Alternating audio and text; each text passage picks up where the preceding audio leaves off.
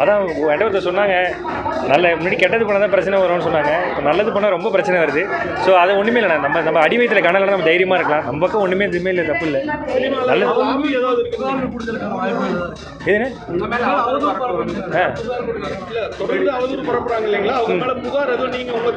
இல்லைண்ணே, ஆக்சுவலாக நம்மளை பற்றி பேசி தப்பாக பேசி அதில் ஒரு யூடியூப்பில் போட்டு காசு வருதுன்னா நம்ம இதுக்கு அது மூலிமா அவங்க சந்தோஷமாக இருந்தால் நமக்கு சந்தோஷம் தான்.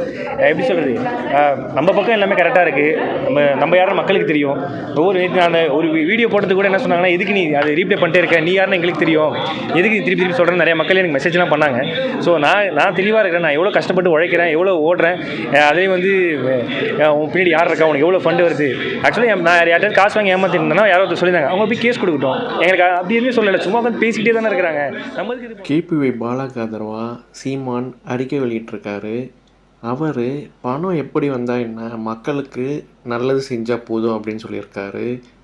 ஆதவன் அவர் போட்ட பதிவில் இந்த ஆம்புலன்ஸ்லாம் இப்போது எந்த கண்டிஷனில் இருக்குது, அந்த ஆம்புலன்ஸ்லாம் ஒர்க்கிங் கண்டிஷனில் இருக்கா அப்படின்னு கேட்டிருக்காரு. ஆனால் இந்த ஆம்புலன்ஸு இல்லீகல் ஆக்டிவிட்டீஸுக்கு யூஸ் பண்ணப்படலான்னு சொல்லிட்டு ஒரு சந்தேகம் இருந்திருக்கு.